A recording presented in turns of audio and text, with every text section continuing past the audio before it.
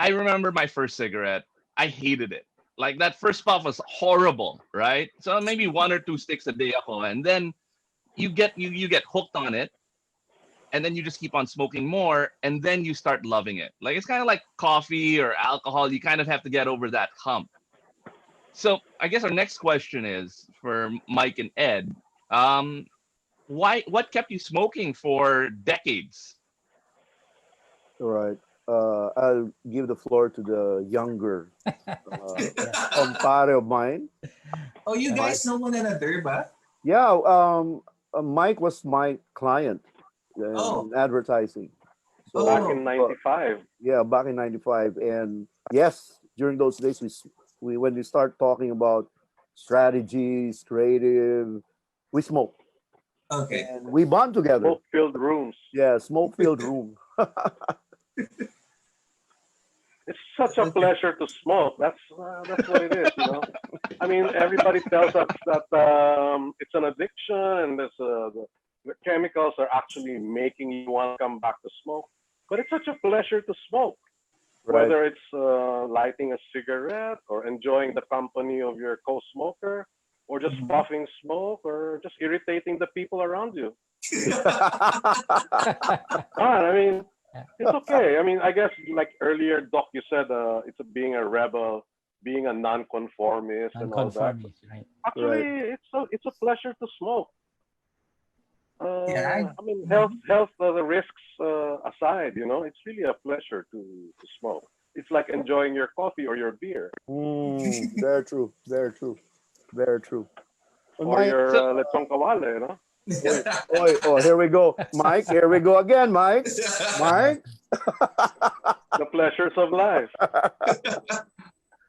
so go On my away. end, Doc, what do you call that? Ed, sorry, Yeah, Ed. on my end, what do you call that? The frequency of smoking started actually to rise as the more I get at the thick of my career, right? As during my first few years, it's just like you, Iba, one, two sticks, then starts the more socializing, increasing, more parties, increasing, but it really started to peak like crazy when your career starts going up. You're getting more responsibilities, more rebel opportunity. Then it starts like a roller coaster. Boom, escalates like crazy, and then suddenly you can't, can't stop anymore. Yeah. Yeah, I guess we Uh, actually had that same. Yes, Joey, but yep, Okay. yep, So, exactly the same. Doc, yeah. Mm. yeah, what drives people like Ed and Mike to continue smoking really is the addicting effect of the habit. Okay? Actually, initially, this is induced by nicotine and continue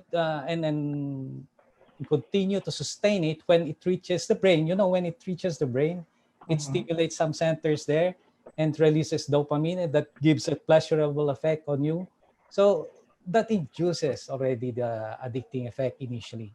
And as you go on, as Ed was discussing a while ago, as it goes on and having more stresses and more activities in life, the more he puffs on his cigarette, because this is you're trying to get to retain a level of that nicotine in your body. Mm. You know how fast the nicotine reaches the brain in your first puff, and it reaches in about 6 to 10 seconds. And by the time it will be releasing dopamine already. So, but Okay. then let's face it, nicotine is not the standalone reason for the addiction. Okay, we have to consider other aspects of addiction in cigarette smoking, and the other aspects are behavioral, social. Okay, Mm. the behavioral, you have the repetitive motion, hand to mouth motion, and to get used every day when you puff your cigarette, right? Mm. And then also the heat, the throat heat, the puff, the when you blow the plume or the smoke, The smoke. you enjoy looking at it, right? Right.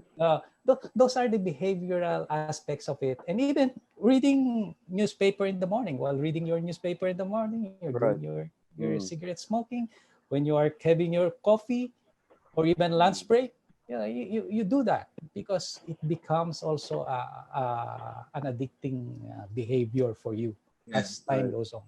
Now, the social aspect is the one that you want to belong to a group of smokers. Okay? You join them in clubs, you get to drink with them in gatherings.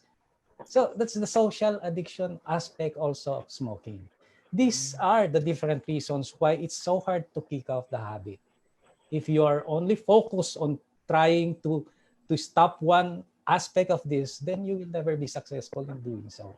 So you have to be actually gathering or looking at this in a holistic point of view. No? You have to check the nicotine or the physical effect aspect of it, the behavioral, and the social aspect of it. So these are the confluence of all these factors.